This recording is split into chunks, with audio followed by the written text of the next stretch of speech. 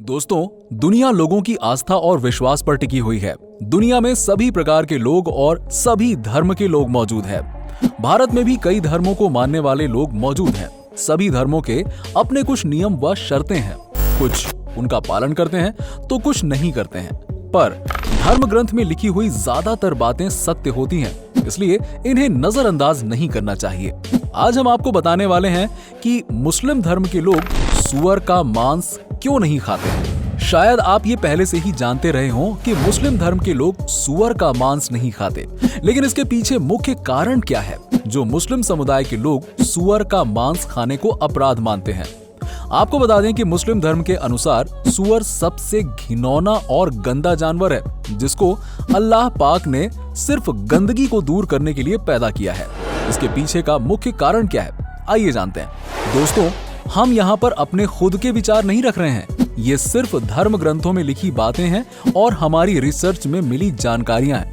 तो चलिए शुरू करते हैं, लेकिन इससे पहले हमारा आपसे निवेदन है कि आप पूरा वीडियो जरूर देखें और अगर आपको वीडियो अच्छी लगी हो तो हमारे YouTube चैनल को सब्सक्राइब करें। आपको बता दें कि इस्लाम एक ऐसा धर्म है जिसमें मांस खाना जायज माना गया है, लेकिन उनकी भी कुछ शर्तें हैं कि वो क्या खा सकते हैं और वो क्या नहीं खा सकते हैं।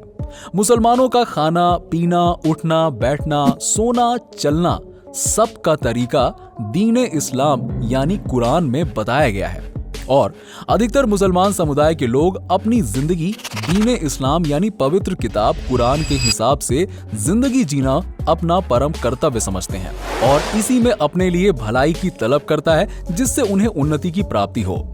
मुसलमान समुदाय को अल्लाह पाक ने उत्तम दर्जे का विज्ञान दिया है। जिन बातों के बारे में वैज्ञानिक अभी तक खोज कर रहे हैं, उनके बारे में मुसलमानों के पवित्र किताब कुरान में बहुत पहले अल्लाह पाक ने नाजिल फरमाया है।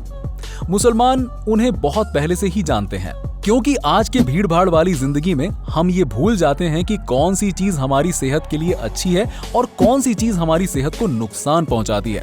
आपको इसके कुछ वैज्ञानिक तथ्य भी बताएंगे कि क्यों इस्लाम में सुअर का मांस खाना हराम माना जाता है। जैसा कि आपको पता ही है कि अधिकांश मुस्लिम हर तरह का मीट खाते हैं। अगर मीट की बात की जाए तो मुसलमान समुदाय की बात ना की जाए ये हो ही नहीं सकता, क्योंकि लोग ये मानते हैं कि मीट का सबसे ज्यादा शौक मुसलमान समुदाय ही रखता है। लेकिन इसके बावजूद इनके पैगंबर साहब खुद शाकाहारी थे। ज्यादातर मुसलमानों को ये नहीं पता है कि उन्हें क्या खाने को कहा गया है और क्या नहीं, क्योंकि कुरान पाक में साफ और कड़े शब्दों में लिखा गया है कि क्या मुस्लिम धर्म का पालन करने वालों को करना चाहिए और क्या नहीं।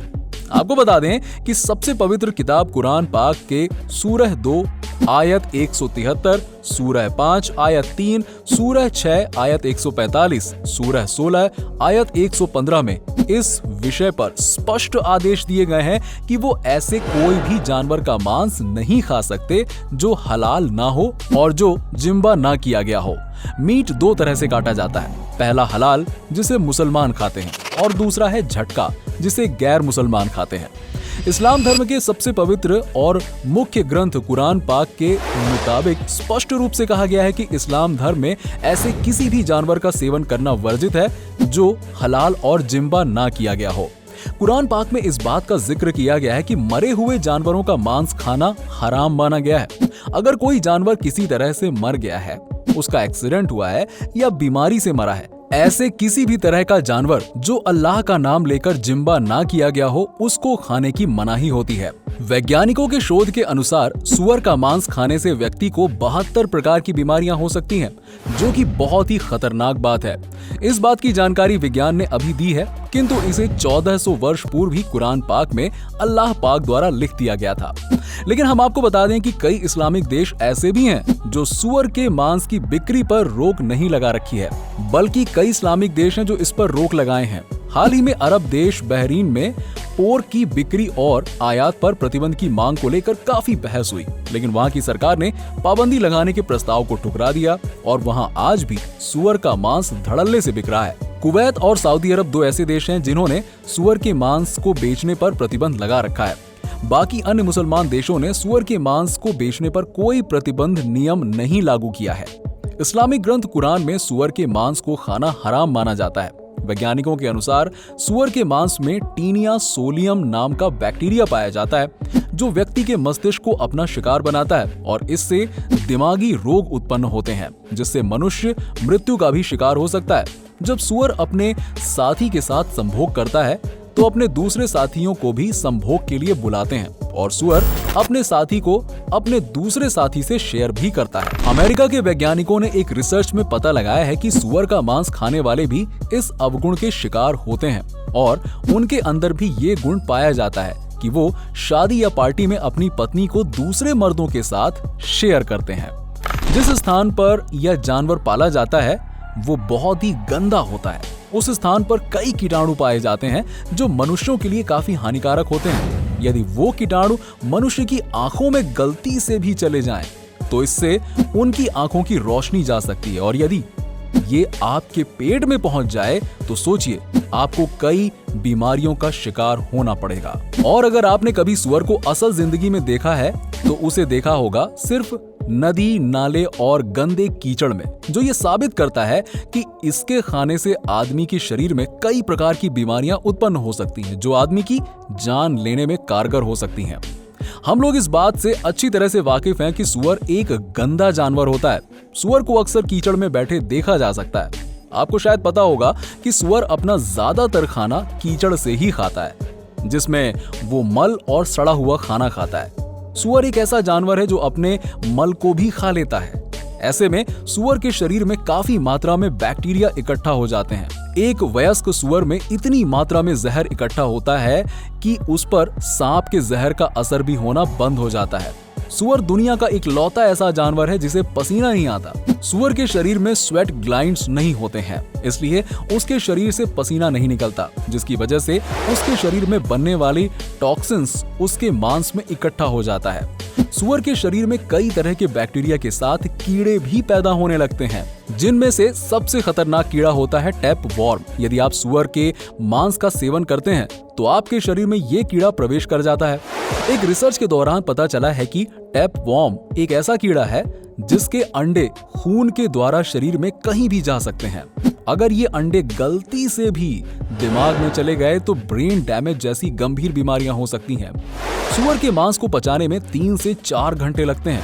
सुअर के मांस में मौजूद टॉक्सिन्स आपके शरीर में कई तरह की बीमारियों को जन्म देते हैं, जिसमें हार्ट अटैक सबसे महत्वपूर्ण है। टॉक्सिन्स ब्लड प्रेशर को कम कर देते हैं, जिसकी वजह से लो बीपी जैसी बीमारियों का सामना करना पड़ता है। सुअर का मांस खाने वाले लोगों को लीवर से जुड़ी बीमारियां भी हो जाती हैं। लगातार सुअर का मांस खाने से दिल की बीमारियां जन्म लेती हैं।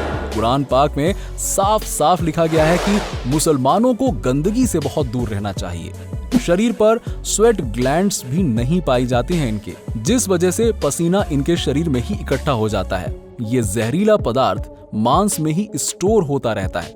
यदि आप सुअर का मांस ग्रहण करते हैं तो आपके शरीर में ये जहरीला पदार्थ प्रवेश कर जाएगा, जो आपके शरीर को बहुत नुकसान पहुंचा सकता है और इसे पाक भी नहीं माना जाता।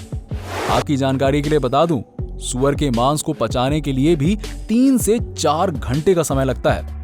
सुअर के टॉक्सिन्स आपकी बॉडी में पहुंच गए तो ये कई बीमारियों को जन्म दे सकते हैं। इसमें हार्ट अटैक आने का भी खतरा रहता है, लीवर की समस्या भी झेलनी पड़ सकती है। इसके अलावा बाइबल में सुअर के मांस को खाने की मनाही की गई है। इस्लाम कहता है कि अगर किसी व्यक्ति के कपड़े पर मल, मूत्र या किसी भी प्रकार की गंदगी लग गई हो तो मुसलमान नमाज नहीं पढ़ सकता और ना ही कुरान शरीफ पढ़ सकता है जब तक वो उस गंदगी को साफ ना कर दे, क्योंकि वो व्यक्ति नापाक हो गया है। इसी कारण से दुनिया के सबसे गंदा प्राणी सुअर को खाना इस्लाम में वर्जित है। सुअर खाना तो दूर, कट्टर मुस्लिम उसका नाम तक नहीं ले सकता। वैसे तो किसी भी जानवर का मांस खाने के लिए ज्यादातर धर्मों में मनाही है, क्योंकि मांस को पचाना बड़ा मुश्किल होता है। पाचन तंत्र की क्रिया प्रभावित होती है।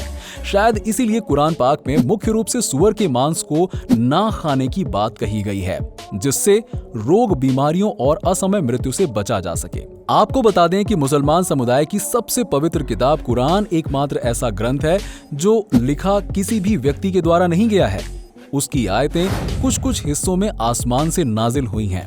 ये किताब आपको जिंदगी के सही और गलत मसले में साफ फर्क बताती है। सुअर का मांस मुस्लिम समुदाय के लोग क्यों नहीं खाते, इस बारे में आपकी क्या राय है? हमें कमेंट बॉक्स में कमेंट करके जरूर बताइए। और हाँ, आपको हमारी वीडियो पसंद आई हो तो इस वीडियो को ज्यादा से ज्यादा शेयर करें और इस वीडियो को जरूर लाइक करें। हमारे चैनल को जरूर सब्सक्राइब करें। धन्यवाद।